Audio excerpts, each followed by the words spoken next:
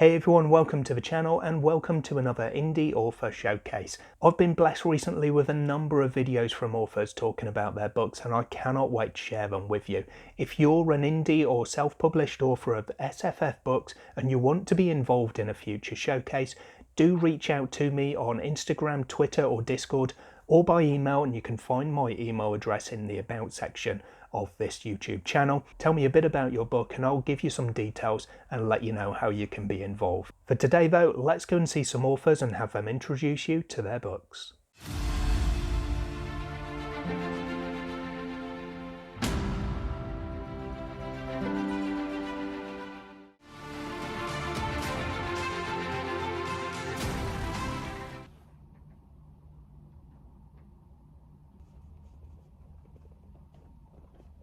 Hey everyone, hope you're well. My name is Ben Galley. I'm an author of dark and epic fantasy books, originally from the UK, now loitering on the west coast of Canada. And I'm here to chat to you today about my fantasy books. First up is the Emaneska series, all 4 books of it. This is my debut series that I started back in 2010. It's an epic Norse fantasy saga, all centered around one incredibly powerful mage named Farden. There's also lots of other different POVs, huge amounts of magic, lore, deep world building, action, dragons, monsters, and ancient evils rising again. So if you like classic fantasy with a modern twist, with a Norse flavor, the Emaneska series is for you. After the Emaneska series, I kind of took a little left turn and decided to write something that was an epic Norse saga and decided to write a Weird West fantasy trilogy set in an alternate 1867. So if you like guns and magic, check out my Scarlet Star trilogy. Very different from the other stuff that I write, but if you like Weird West, Western fantasy, a younger protagonist, fae, and all sorts of weird blood magic, check it out. After the Scarlet Star trilogy, I wrote an epic military fantasy standalone called The Heart of Stone, which is a book all told from the perspective of this chap on the front, who is Task. He's an immortal, indestructible war machine, a war golem, in fact. And this is a very UK-inspired, Middle Ages, flintlock fantasy feel, as well as being military and standalone. Plenty of emotion, strong characters, a little sprinkling of magic, but it's a story all about humanity, war, death, and love, all told from a non-human perspective. If you like fantasy that doesn't have a medieval setting or a Western or European setting, then you should check out the trilogy I wrote after that, which is Chasing Graves.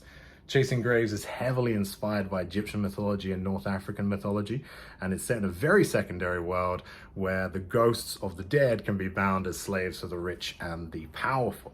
If you like your fantasy on the darker side, I definitely recommend Chasing Graves. It's also got plenty of action, dark wit, humor, and all sorts of magic as well. Most recently, I've gone back to Emaneska with the new Skallagrim Chronicles, which is a sequel series to Emaneska, as well as a new entry into the world. It's set 20 years after the events of Emaneska, so it's got some old characters and familiar characters, as well as some new ones, way more magic, way more action, all sorts of different lore coming up, and I'm having a load of fun with it. And lastly, as for what's coming in the near future, I'm currently working on 2 things at the moment. The first is a serial novel that's being released weekly on Royal Road and my Patreon. It's called Somebody Has to Be the Dark Lord, and it's an origin story, but of a villain instead of a hero this time.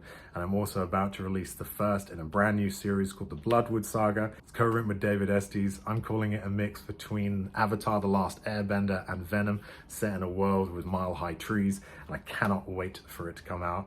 The first book, Demon's Reign, launches October 18th. And that's it. Those are all the books I've written so far. Plenty more on the way. I hope you enjoyed hearing about them, and I hope you enjoy reading them too.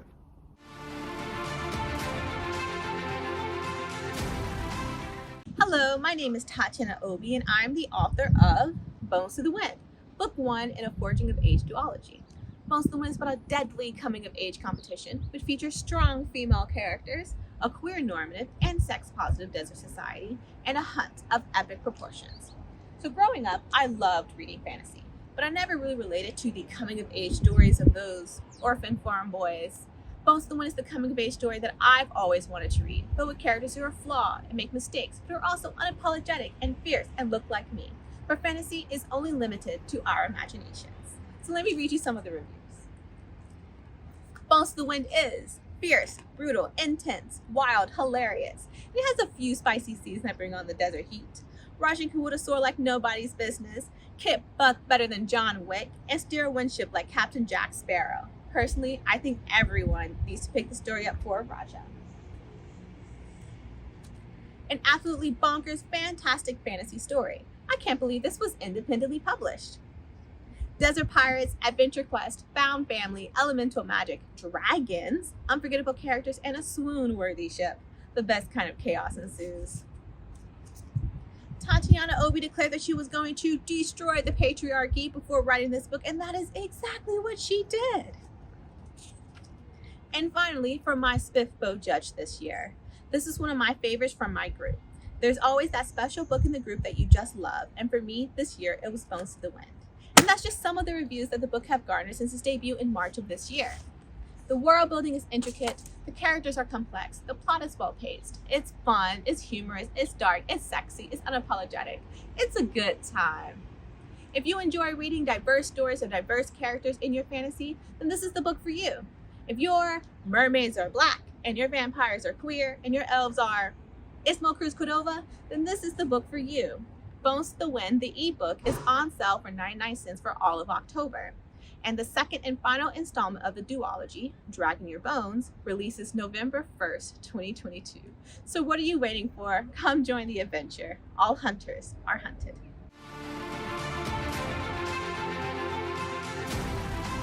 Hey guys, my name is NC. I'm from Australia. I'm actually living in Newcastle at the moment. I am so excited to tell you about my debut novel, The Sword of Mercy and Wrath. Got it right here. You can see the little tag here where I've just been reading it. It came out on September 16. It's an epic dark fantasy with a bit of spice, a little bit grim dark at times as well. The main story is about revenge, prejudice, and identity. And as I said, it can be dark at times, but it's also quite funny, endearing, and heartwarming, at least as I think. Both of the main characters, Celine and Tristane, struggle to find their identity outside of who they're told to be. It's got big scale, huge battles, star-crossed lovers, and found family. It was free a couple of weeks ago, but if you haven't picked up a copy, you should have done that then. But I'm sure I'll have another sale soon. I may even time it for this, so keep a lookout for that. And thank you for listening.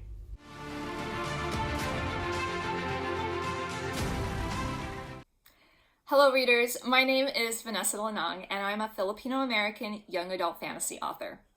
My debut fantasy novel, Fireheart, features a diverse cast of characters with a strong female protagonist who's torn between her life at a school for dragon slayers that has strict laws against magic and the magical world of Tarsus that exists on the outside. Now, Fireheart may be a young adult book, but adult readers shouldn't be too quick to hit fast forward. If you like fast-paced storylines, fight scenes, dragons, all set against a visually vibrant backdrop, and if you've ever felt like you didn't fit in where you were, then Fireheart might just be for you.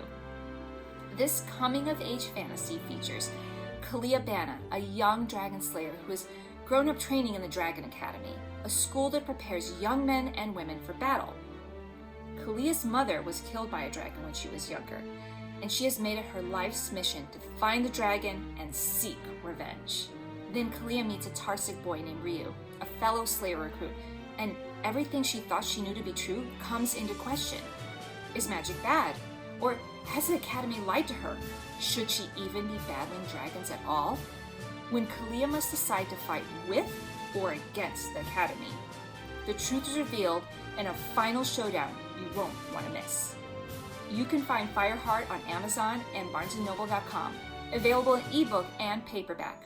Follow me on Twitter and Instagram or contact me via my website. Let's chat all things dragons. Academy above all.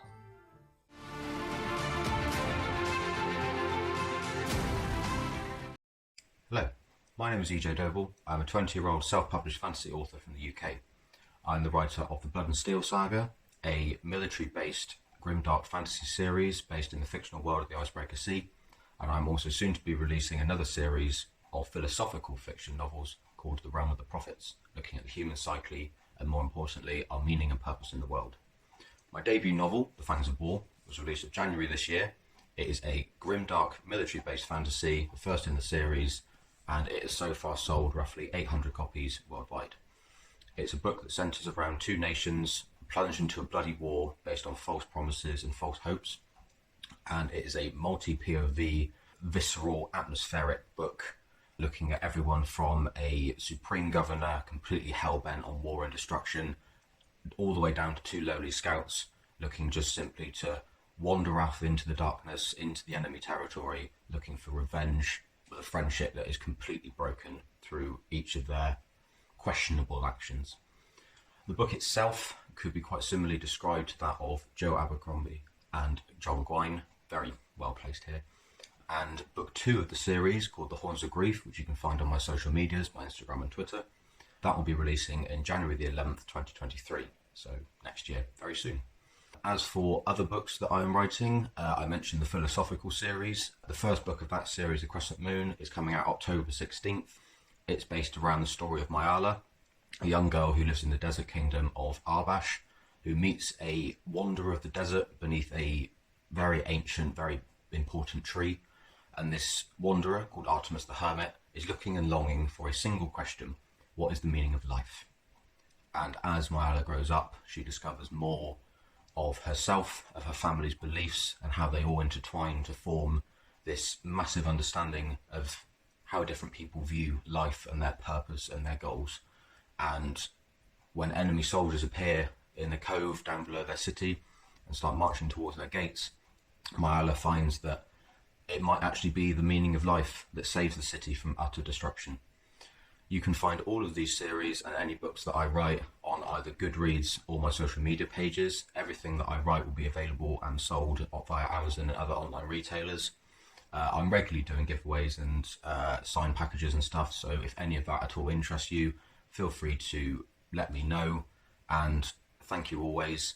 Happy adventures, and I hope to see a lot of you very soon.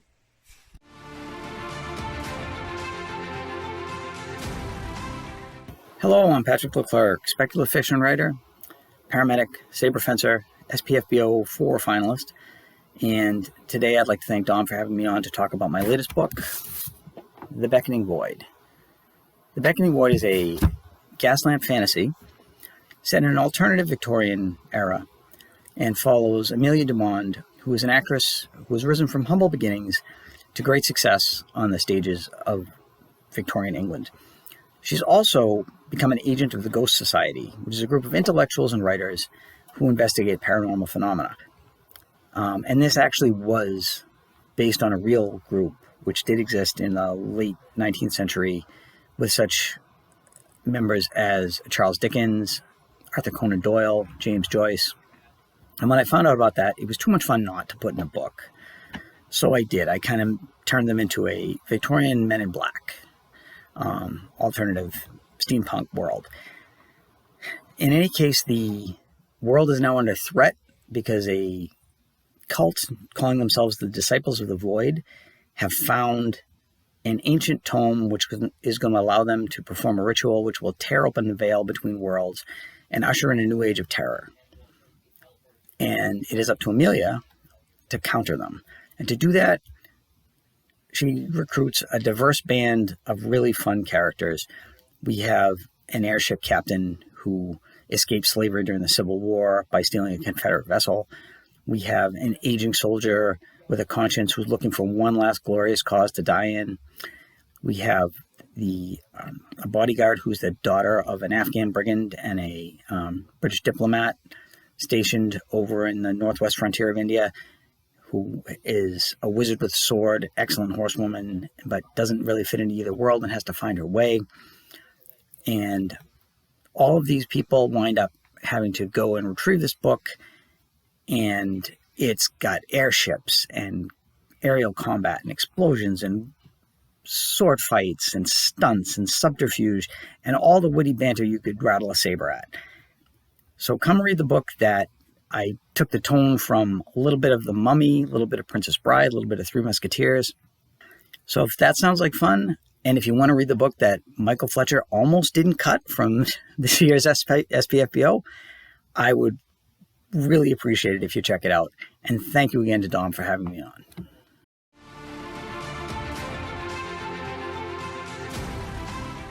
Hi, this is E.M. Hamill, and I'm sitting here in my yard on this gorgeous autumn day in eastern Kansas. I write science fiction, fantasy and urban fantasy. My Dali Tamaria missions will be completing on October 18th with the release of the third book. It's called Third Front. This is a series about an ex-diplomat who becomes an undercover operative to try and track down the terrorists who shattered their life. It's very snarky, very much fast-paced adventure. This series is also going to be available on Audible. The first book, Dali, is out right now. The second book, Peacemaker, will be out in December. And the third, which should be out sometime in January, narrated by the wonderful Justin R. Gibson. Pick that up if you can. And I also write urban fantasy under E.M. Hamill, and that is Nectar and Ambrosia. It's a story about what the gods are doing now that they can't be gods anymore. It's also incredibly snarky. I'm sensing a theme here. And then I also dabble in young adult epic fantasy with my Songmaker series. It's about a young bard, and I write that under Elizabeth Hamill. Thanks for letting me introduce myself on this author showcase, and hopefully you can check out my stuff. Thanks.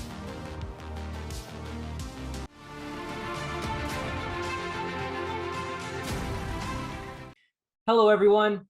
Thanks for watching, and thank you to Dom for the opportunity. My name's Troy Knowlton, and I'm the author of Seekers, The Winds of Change.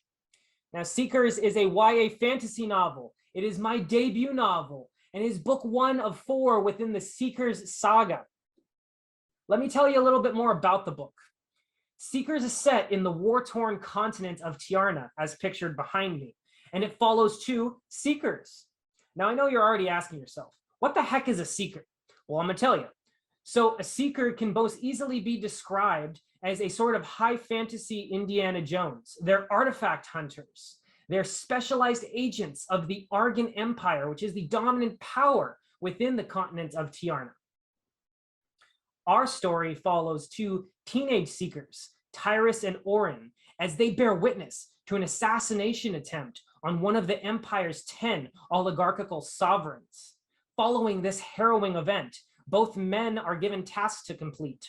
Orin is charged with finding the assassin and bringing them in for questioning, while Tyrus is sent off to locate a mysterious artifact called the Conduit, which is somehow central to everything.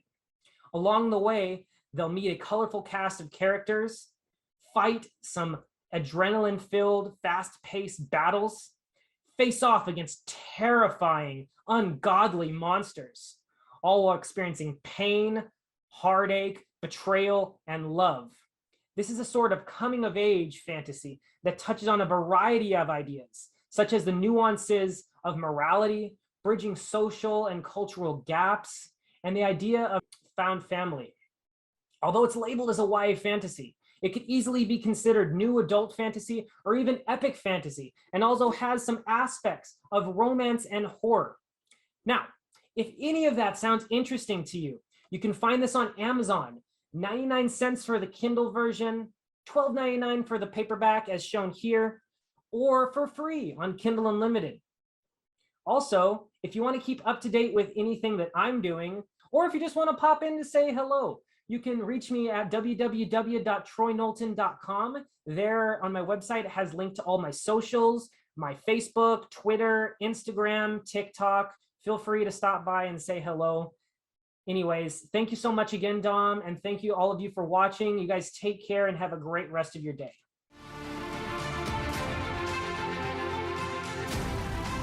I'm Jean Gill, and I like to spend as much time as possible in the 12th century.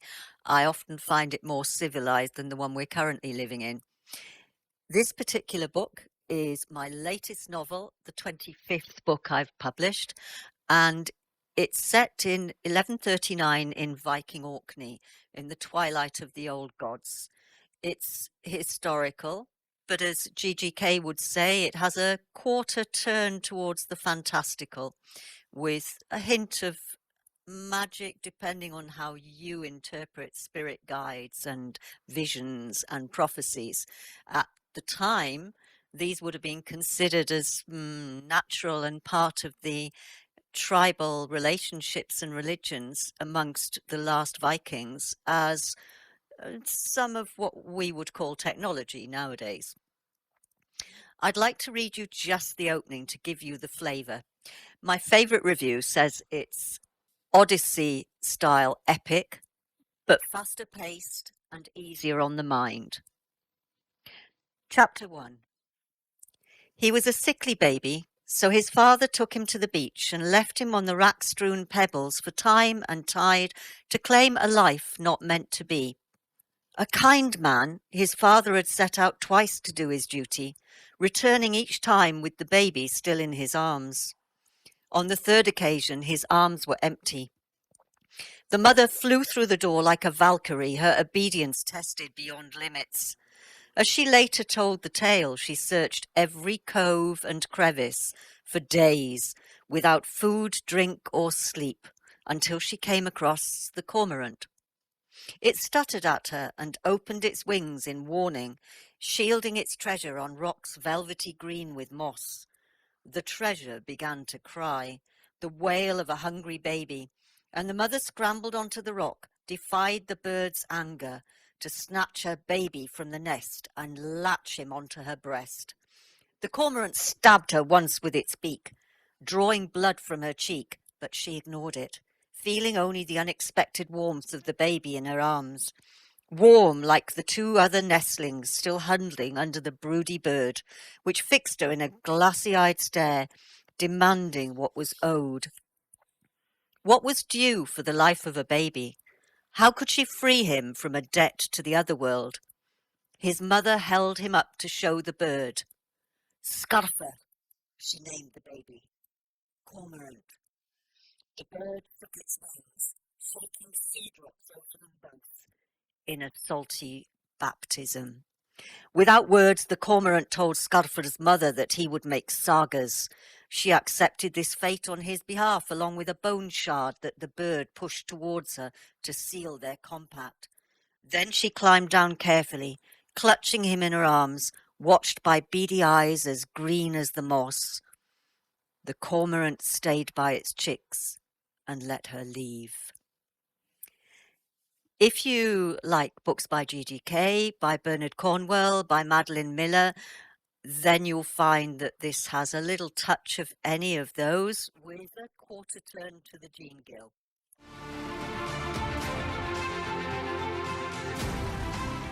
Hey, it's Jim Wilbourne, author of the Continuo Chronicles, and today I want to share with you my new book, the next entry in the Continuo Chronicles, Strangers in the Promised Land. Now, Strangers in the Promised Land is book 1.5 in the Continuo Chronicles. For me, that means it's a side quest, an in-between story that occurs between the first and second books in the series. In this book, we follow two characters from the first novel on a tense and suspenseful novella-sized adventure where neither they or the villains have all the information about what's occurring. But you do, and that's where the fun comes in. And I think it'll keep you on the edge of your seat. Now, there's a good chance you haven't read the first book, and I wouldn't recommend you read Strangers in the Promised Land without first reading it. Because, spoilers and context. But that's okay, because right now, you can grab the 7th Cadence on the Kindle store for just $1, or £1 if you're in the UK. This deal ends at the end of the month, so I'd go ahead and grab it right now before the price goes back up. And while you're there, go ahead and pre-order Strangers in the Promised Land so you'll have another book to read at your convenience. Strangers in the Promised Land releases on October 24th, 2022. Thank you so very much for giving my stories a shot.